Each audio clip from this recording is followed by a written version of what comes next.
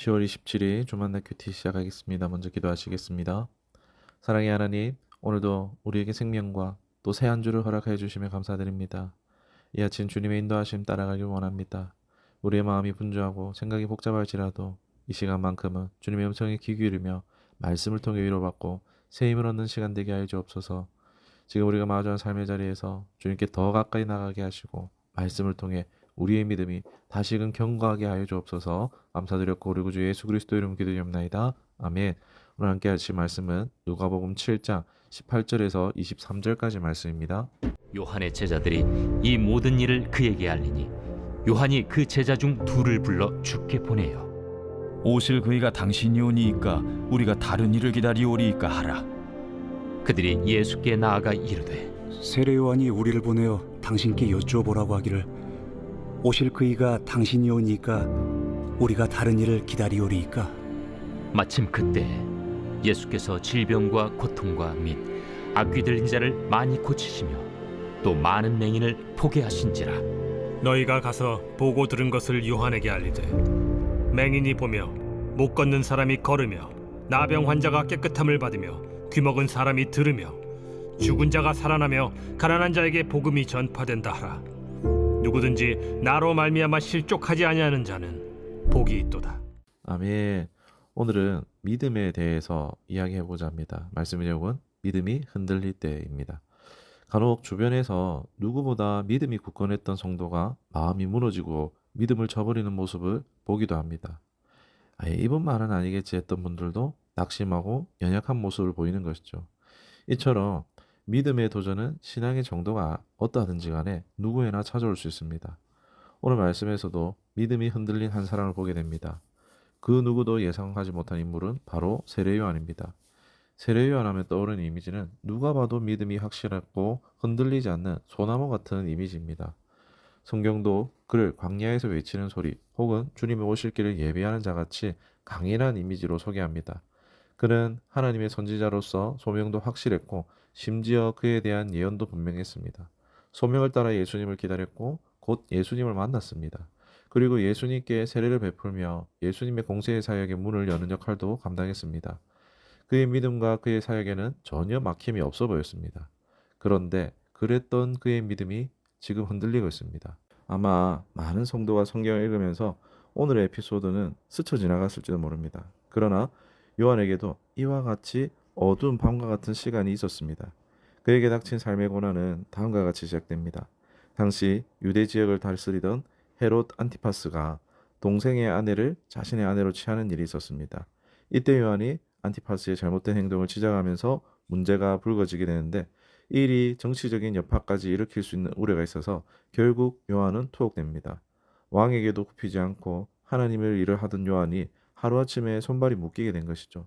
수감 생활 중에 굳건했던 세례 요한의 믿음도 점차 흔들리고 있습니다. 오늘 본문이 바로 그 상황으로부터 시작됩니다. 사랑하는 성도 여러분, 믿음의 대선배인 세례 요한조차 믿음이 흔들립니다. 과연 우리는 믿음이 흔들릴 때 어떻게 해야 할까요? 오늘 말씀 안에서 우리는 믿음이 흔들릴 때 우리가 보여야 할 마땅한 반응을 발견하기를 원합니다. 첫 번째로 먼저 우리는 의심을 가지고 예수님께 나아가야 합니다. 요한은 무기력감이 찾아올 때 가만히 있지 않았습니다. 예수님에 대한 의심을 감춘 채 그것을 키우지도 않았습니다. 자신의 모든 고민과 심정을 가지고 예수님께 나갔습니다. 투옥된 상태이기에 요한은 자신의 제자들을 통해 예수님께 질문합니다. 19절에 보면은 요한이 그 제자 중 둘을 불러 주께 보내어 이르되 오실 그이가 당신이오니까 우리가 다른 일을 기다리오이까 하라 하매. 오실 그이가 당신이십니까? 감옥에 앉아있는 요한을 괴롭게 한 질문은 바로 이 질문이었습니다. 왜 이런 질문을 던졌을까요? 요한이 생각했던 메시아의 모습과 예수님의 모습이 달라 보였던 것 같습니다. 18절을 보면 요한의 제자들은 요한을 찾아와서 예수님이 행하신 일들을 다 이야기해 줍니다. 백부장의 종을 말씀으로만 고치신 사건, 나인성 가부의 아들을 살리신 사건, 즉 말씀으로 병자를 고치시고 죽은 자도 살리시는 예수님의 행적을 이야기해 줬습니다. 우리가 생각할 때 이 모습은 마땅히 메시아의 모습이지만 세례 요한의 입장은 조금 달랐습니다. 세례 요한은 늘 회개를 촉구했고 심판의 메시지를 던졌기 때문이죠. 그가 기대하고 기다리던 메시아는 심판의 주 모습인데 예수님은 자비와 사랑의 모습만 가득합니다. 그래서 그는 예수님에 대해 물음표를 던지게 된 것입니다. 자신의 생각과 부딪힐 때 우리는 어떻게 해야 합니까? 사랑하는 성도 여러분, 우리는 반드시 그 모든 의심을 가지고 예수님께 나아가야 할 줄 믿습니다. 세례요한은 내면에 생겨나는 의심을 가지고 예수님께 갔습니다. 그리고 물었습니다. 오실 메시아, 제가 기다리던 메시아가 당신이 맞습니까? 그때 우리 예수님은 외면하지 않으시고 그에게 마땅한 답을 주셨습니다. 예수님은 말씀보다 행동으로 답해 주셨는데 예수님은 병들고 귀신 들린 자를 고치시고 맹인을 고치셨습니다. 이는 단순히 놀라운 기적을 보이신 것이 아니었습니다. 요한이 납득하도록 구약 시대 이사야가 예언한 메시아의 모습을 그대로 보여주셨던 것입니다. 이사야 35장 5절 6절 말씀인데 그때에 맹인의 눈이 밝을 것이며 못 듣는 사람의 귀가 열릴 것이며 그때에 저는 자는 사슴같이 뛸 것이며 말 못하는 자의 혀는 노래하리니. 이처럼 예수님은 요한에게 가장 맞는 방법으로 그의 의심의 구름을 거두어 주십니다. 사랑하는 성도 여러분, 예수님과 생각이 달라 어려움을 겪었던 순간이 있습니까? 내 판단과 내 경험과 달라 이해되지 않는 때가 있지 않습니까? 우리의 믿음이 흔들릴 만큼 커다란 의문이 찾아올 때 애써 그 질문을 감추지 말길 바랍니다. 예수님께 모든 의구심을 가져가 하나도 남김없이 다 드러내길 바랍니다. 혹여 답이 생기지 않을까 두려운 마음이 있다면 두려워하지 마십시오. 예수님은 마땅히 우리에게 가장 적절한 답을 준비하고 계십니다. 구약의 말씀을 성취하며 요한에게 답을 주셨듯 우리 주님은 말씀으로 우리에게 알려주실 것입니다. 의심이 찾아올 때 기도의 자리로 말씀의 자리로 나가기를 소망합니다. 그리고 그곳에서 신실하게 답하고 계시는 예수님을 만나기를 축복합니다. 두 번째로 상황을 넘어서 예수님께 나아가야 합니다. 요한의 의구심은 단순히 이성적인 영역에만 있지 않았습니다.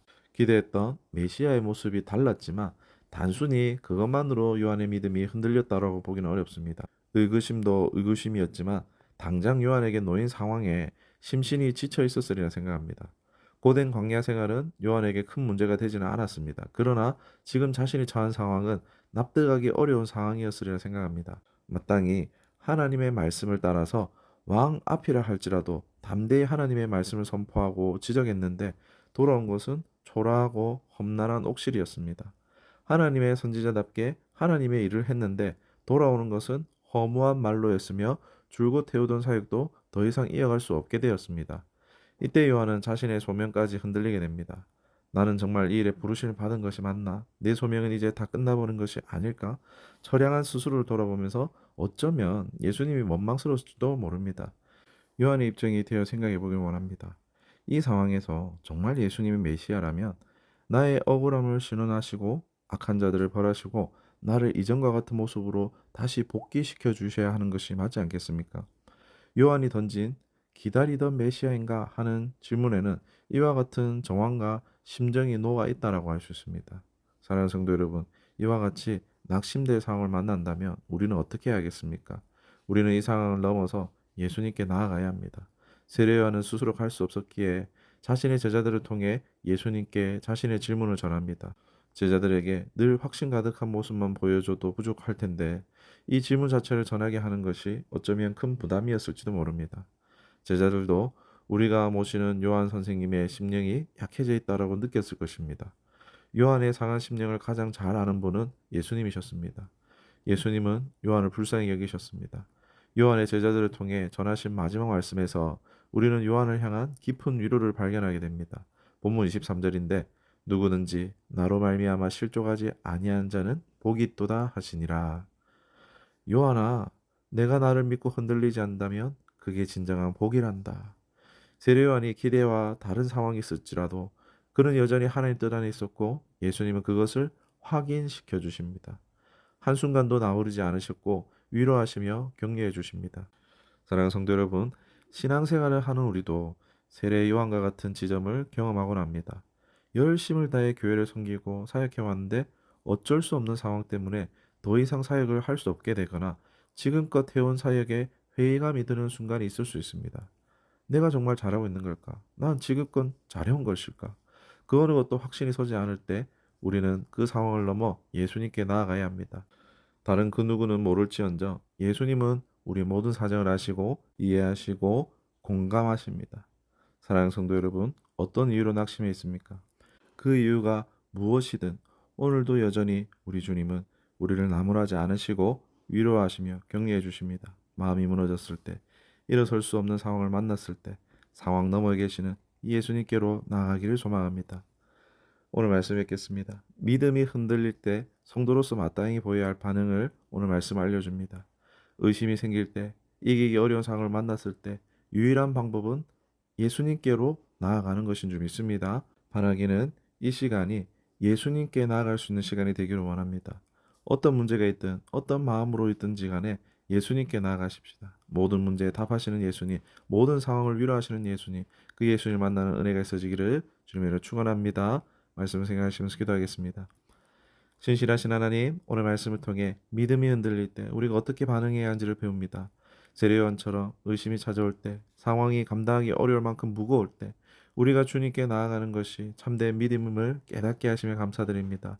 우리의 생각과 주님의 뜻이 다를 때에도 그 차이를 품고 주님께 질문하게 하시고 그 질문 속에서 주님의 말씀과 위로를 경험하게 하옵소서. 상황이 우리를 낙심하게 할 때에도 그 너머에 계신 주님을 바라보며 다시 일어설 수 있는 힘을 허락하여 주옵소서. 오늘의 묵상이 단지 지식으로 머무르지 않게 하시고 삶의 자리에서 실제로 믿음의 반응으로 살아내는 우리가 되게 하옵소서. 흔들리는 마음 가운데서도 주님을 향한 믿음이 더욱 깊어지게 하시고 그 믿음으로 오늘 하루를 살아가게 하여 주옵소서. 예수님의 이름으로 기도드리옵나이다. 아멘.